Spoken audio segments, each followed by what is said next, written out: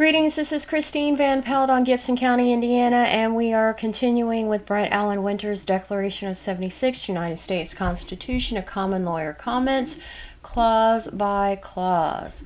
So let's go ahead. We're going to go through last week's reading, questions for the study guide, and then we will do the recording. And then we'll go through those questions so you'll be prepared to be able to go through those. All right, pages 206 to 212. Here's the YouTube link for the reading itself that we did last week. And we'll go ahead with the questions. Amendment 10. Number 1, the powers not delegated to the United States by the Constitution, nor prohibited by it to the states, are reserved to the states respectively or to the people. Number 2. Now, in the text, it has feds, but based on the way this is questioned, that's why I stated it this way. Number 2, it thus bars the federal government from using any power our Constitution never grants them, while ensuring that the people of each of the states, stay free to use those powers. Number 3, such a right never floats in the air, belonging to no one, and always includes a personal duty to use it according to the divine pleasure. Number 4, but most federal activity nowadays, being outside our Constitution's list of powers, usurps powers the states, which the people of each state never given the general government, thereby violating Amendment 10. Number 5, nowhere do federal dependents do more hurt to our Constitution than in defining, prosecuting, and punishing crimes beyond those 4 our Constitution enumerates. Number 6, according to these clear statements of Madison and Jefferson, all Congress invented crimes are unconstitutional. Interesting, right? Number 7, the general government as early as the days of Madison and Jefferson began kicking over our Constitution's traces.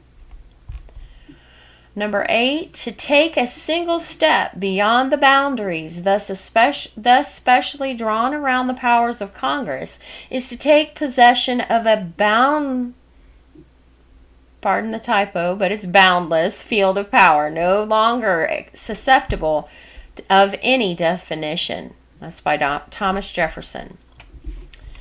Amendment 11. The judicial power of the United States shall not be construed to extend to any suit in law or equity commenced or prosecuted against one of the United States by citizens of another state or by citizens or subjects of any foreign state.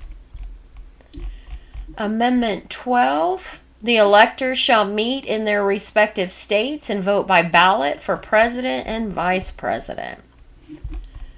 Amendment 13. Neither slavery nor involuntary servitude, except as a punishment for crime, whereof the party shall have been duly convicted, shall exist within the United States, or any place subject to their jurisdiction. Section 2, Congress shall have power to enforce this article by appropriate legislation. Number 2, though some believed it well intended, even necessary, Amendment 13 did little. Oppression of former slaves and slavery, in fact, continued for decades after. Number 3, remember Parliament at the behest of England's central bank trading monopolies, foremost the East India Company, had justified slavery and slavers in Britain's colonies. Number 4, thus slavers trafficked slaves out of Africa and about England's colonies to the profit of England's banking and trading monopolies. And we're discovering that trafficking is still going on. All right, so now here is for the reading for this week, pages 212 to 219. Here's the YouTube link, and we shall go ahead and play that now. Greetings, this is Christine Van Pelt on Gibson County, Indiana, State Coordinator for the Indiana Assembly, and we are continuing with Brett Allen Winter's Declaration of 76, United States Constitution, a common lawyer comments, clause by clause. His link is at the top, commonlawyer.com. and you can be able to find and support his works. So we'll go ahead and get moving forward with this week's reading. All right, Amendment 14, offered 1866, ratified 1868. Section 1. All persons born or naturalized in the United States and subject to the jurisdiction thereof are citizens of the United States and of the state wherein they reside. No state shall make or enforce any law which shall abridge the privileges or immunities of citizens of the United States, nor shall any state deprive any person of life, liberty, or property without due process of law, nor deny to any person within its jurisdiction the equal protection of the laws. Section 2. Representatives shall be apportioned among the several states according to their respective numbers, counting the whole number of persons in each state, excluding Indians not taxed. But when the right to vote at any election for the choice of electors for President and Vice President of the United States, representatives in Congress, the executive and judicial officers of a state, or the members of the legislature thereof, is denied to any of the male inhabitants of such state, being 21 years of age and citizens of the United States, or in any way abridged except for participation in rebellion or other crime, the basis of representation therein shall be reduced in the proportion which the number of such male citizens shall bear to the whole number of male citizens 21 years of age in such state. Section 3. No person shall be a senator or representative in Congress or elector of president and vice president, or hold any office, civil or military, under the United States or under any state, who have previously taken an oath as a member of Congress, or as an officer of the United States, or as a member of any state legislature, or as an executive or judicial officer of any state to support the Constitution of the United States, shall have engaged in insurrection or rebellion against the same, or given aid or comfort to the enemies thereof. But Congress may, by a vote of 2/3 of each house, remove such disability. Section 4. The validity of the public debt of the United States authorized by law, including debts incurred for payment of pensions and bounties for services in suppressing insurrection or rebellion, shall not be questioned, but neither the United States nor any state shall assume or pay any debt or obligation incurred in aid of insurrection or rebellion against the United States, or any claim for loss or emancipation of any slave. But all such debts, obligations, and claims shall be held illegal and void. Section 5. The Congress shall have power to enforce by appropriate legislation the provisions of this article. Comment. This Amendment 14 defines both state and U.S. citizenship with two requirements: born or naturalized in the United States and subject to the jurisdiction thereof. The first is a question of fact. The second is a question of law, requiring that a citizen not only be subject to all laws within the United States boundaries, but also owe loyalty to the United States and no other. Bottom line, every person within the boundaries of the United States is subject to its jurisdiction, whether he wants to be or not. But this jurisdiction clause refers to loyalty. Also, this Amendment 14 indicates that Indians not taxed are part of the body politic.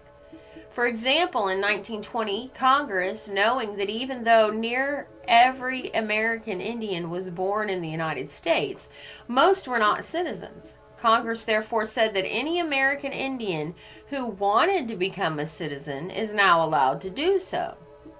These two requirements are meant to keep America from becoming overwhelmed with people without understanding of and loyalty to our common law ways of freedom, the laws, nature's God. Said to protect the individual's constitutionally protected rights against state government violation. Amendment 14 removed state citizenship as the condition for national citizenship. Before this amendment, U.S. citizenship depended upon whether one was a citizen of one of the states. See this handbook, U.S. Constitution, Article 1, Section 8, Clause 16, and comment. By the Militia Act of 1792, national duty of a state militiaman depends on state citizenship, not national, because our Constitution establishes no national militia. Of note, disgusted at Congress's unconstitutional schemes, Ohio and New Jersey pulled their vote for Amendment 14. It failed the required ratification of 3/4 of the states by one state. Congress and the Secretary of State nonetheless certified it. The state governments are, by the very theory of the Constitution, essential constitutional constituent parts of the general government. They can exist without the latter, but the latter cannot exist without them. Joseph Joseph's story. In short, only a citizen of one of the several states has had the rights of national citizenship. Nowadays, however, a voter having moved from his voting precinct to another state can still vote in that precinct for national office holders only, never revealing where he now lives. Hence, one's right to vote for federal office holders no longer depends on any state citizenship. By a practice called selective incorporation, courts now enforce many of the constitutionally protected rights in the first 10 amendments, known as the Bill of Rights, against violations by state government, just as these amendments limit the general government. For example, our Bill of Rights, freedom of speech, religion, to assemble and to keep and bear arms, rights against unwarranted, unreasonable searches and seizures, self-incrimination, and the right to a speedy and public trial, all forbid state action violating these constitutionally protected rights. However, other Bill of Rights, e.g., the right to grand jury indictment, and Amendment 6, and the right to jury trial in non-criminal cases, Amendment 7, the federal courts have yet to require of the states through such selective incorporation. The Supreme Court never applied our Bill of Rights to limit state governments until the 20th century. Barron v. Mayer, 32 U.S. 7 Pete 243. Amendment 15, offered 1869, ratified 1870. Section 1, the right of citizens of the United States to vote shall not be denied or abridged by the United States or by any state on account of race, color, or previous condition of servitude. Section 2, the Congress shall have power to enforce this article by appropriate legislation. Comment. As Amendment 14, Amendment 15 falsely presumes that United States citizenship depends not on state citizenship, a notion strange to the framers. Accordingly, says the Supreme Court, the 15th Amendment did not confer the right to vote upon anyone, but merely invested citizens of the United States with a new constitutional right, which is exemption from discrimination in the exercise of the elected franchise on account of race, color, or previous condition of servitude. Amendment 16, offered 1909, said ratified 1913. The Congress shall have no power to lay and collect taxes on incomes from whatever source derived, without apportionment among the several states, without regard to any census or enumeration. Comment. Amendment 16 never repeals or otherwise changes two of our Constitution's rules. Only Congress has lawful power to collect taxes. Article 1, Section 8, Clause 1. Congress must distribute the burden of direct taxes among the states in proportion to their populations. See Article 1, Section 9, Clause 4. This Amendment 16, however, says Congress can lay taxes on incomes, a direct tax, without regard to any census, i.e., taxation of the separate states without their equal representation, a notion contrary to our entire constitutional design. Because the tax laid upon a person owning a designated kind of property is unavoidable by either giving up rights to that property or by shifting its burden to another, it is called a direct tax. By contrast, because a tax put upon a person doing a designated type of action or transaction can be shifted to another, it is called an indirect tax. For example, a yearly real estate tax is direct because a landowner cannot shift it to another without giving up his rights to that property. But a tax on a retailer's buying wholesale is indirect because he can shift it, pass it on to the buyer at resale. Because each person has both rights in his property and property in his rights, the Supreme Court found early on that a capitation tax on one's head, i.e., on personhood or life, and an income tax on a person's labor or services, i.e., right to make a living, being wholly unavoidable, are also direct and therefore require apportionment among the several states. See Article 1, Section 3, Clause 2. Note, among the strongest indications that income taxes are direct is government's insistence that one cannot shift or otherwise avoid a tax on one's income by assigning it to another. The taxing or banking powers phrase profit or gain furthers their cabal of confusion and abuse. Be not deceived, they do not define gain as profit. Though the federal tax code never defines income, courts say it is profit, return on the investment of greater real worth than the investment, or gain. Return on an investment, though greater as measured in devalued dollars, that is not of greater real worth than the investment, which puts barter and work swapping or services for money, legal tender, outside of profit or gain. Nonetheless, courts hold otherwise, even though inconsistent with their definition of income as a profit or gain. By contrast, where a tax on profit or gain is shiftable to another, it is indirect, requiring no apportionment of the burden among the states according to population. See this handbook, U.S. Constitution, Article 1, Section 2, Clause 3, Article 1, Section 8, Clause 1, Article 1, Section 9, Clause 4, and comments discussing taxes. Voluntary or mandatory? According to our courts, federal income taxes are voluntary as distinguished from mandatory.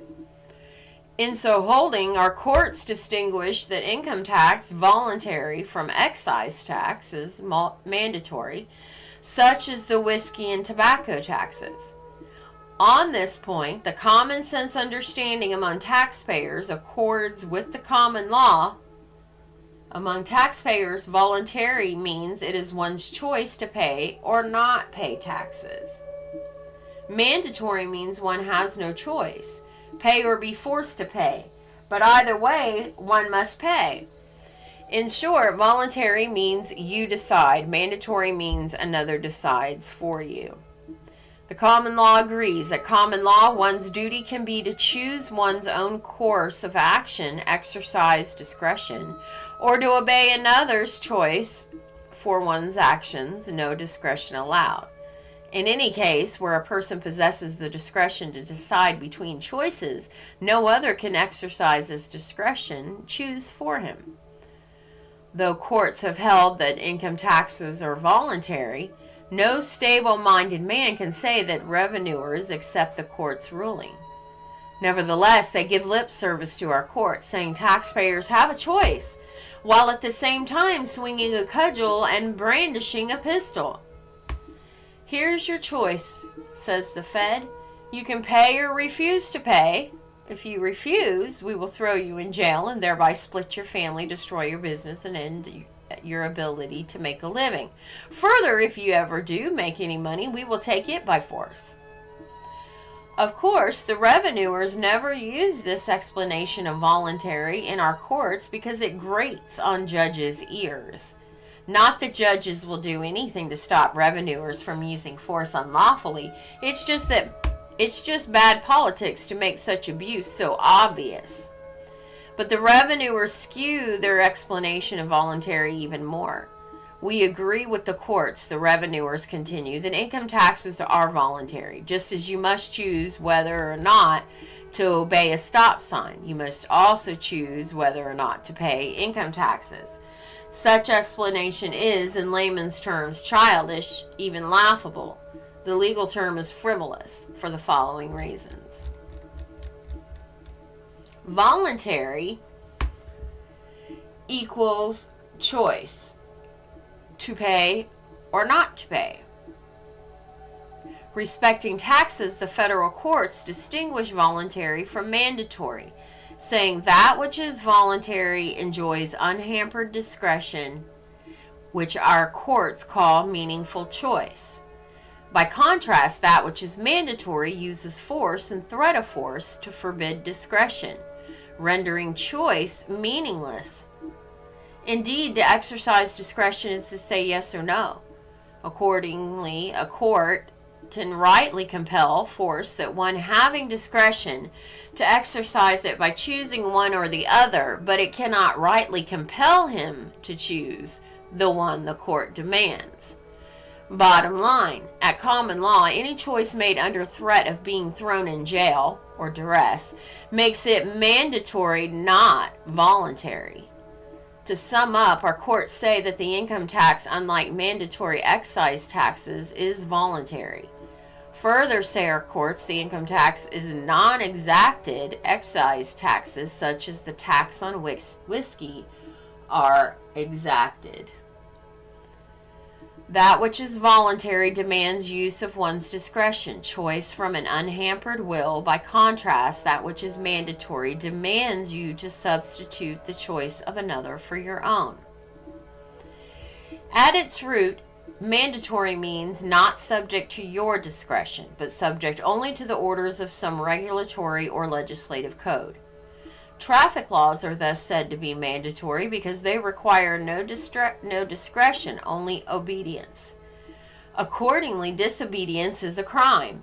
In conclusion, Americans insist on this foregoing court holding that the income tax is voluntary at great peril because the revenuers deem the income tax to be mandatory, exacting its payment using force and threat of force. Thus, it's said that income tax is voluntary according to the law, but mandatory according to the taxing powers. See further Brent Allen Winters, Excellence of the Common Law, subsection 4.3.2.3 for distinctions between discretionary and administrative acts. All right, and that is all for this week's reading. And we will see you on the next call. Peace and love.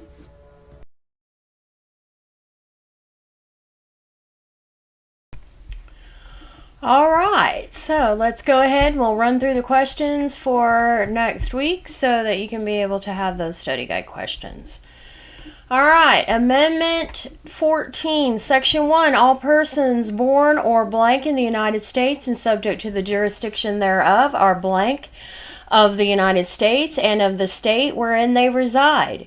No state shall make or enforce any law which shall abridge the privileges or immunities of citizens of the United States, nor shall any state deprive any person of life, liberty, or property without due process of law, nor deny to any person within its jurisdiction the equal protection of the laws.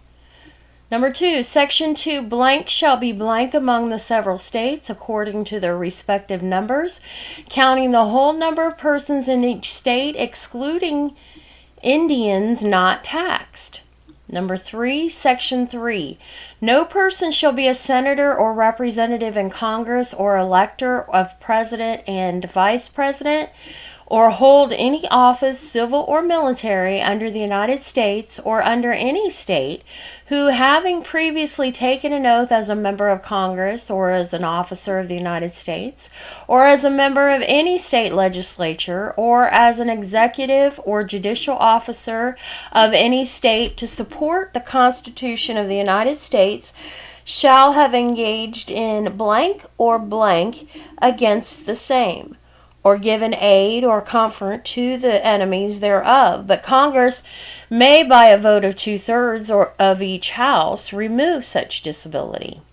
Number 4, Section 4. The validity of the public blank of the United States authorized by law, including debts incurred by payment of pensions and bounties for services in suppressing insurrection or rebellion, shall not be blank, but neither the United States nor any state shall assume or pay any debt or obligation incurred in aid of insurrection or rebellion against the United States, or any claim for the loss or emancipation of any slave. But all such debts, obligations, and claims shall be held illegal and void.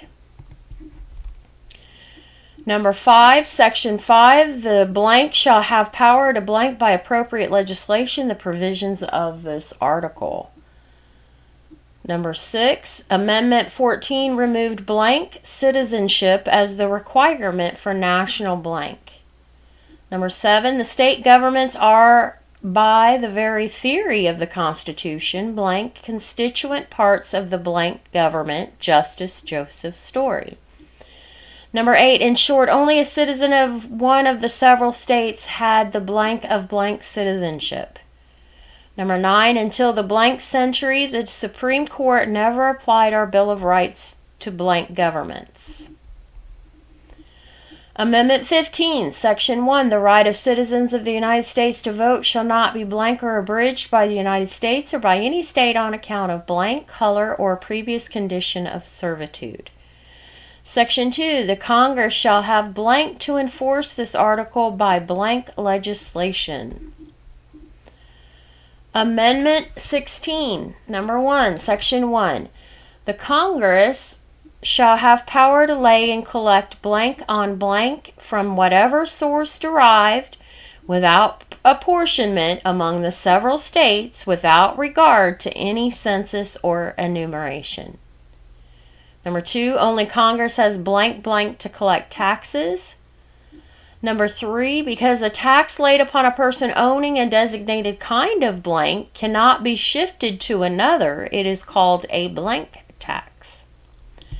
Number 4, because each person has both rights in his property and property in his rights, the Supreme Court found early on that a blank blank tax on the owner of land according to its worth, capitation tax on one's head, i.e. on personhood or life, and an income tax on a person's labor and services are direct and therefore require apportionment among the several states. Number 5, the federal tax blank never blank income courts say it's a profit or gain. All right, well, that's the end of this week's study guide questions. Want to remind you right now, the first and third Mondays, the General Assembly and Assembly of the Militia meet at 6 p.m. Central. That's 7 p.m. Eastern. And the second and fourth Mondays, the General Assembly and Assembly of the Militia meet. All right, so also you want to check out PKTFnews.org, keeping up with the Peacekeeper Task Force with news across the country.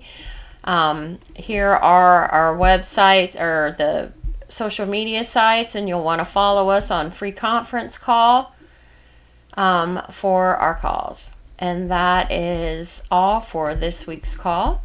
I want to thank you all, and I want to thank you all for taking the time, and we'll see you on the next call. Peace and love.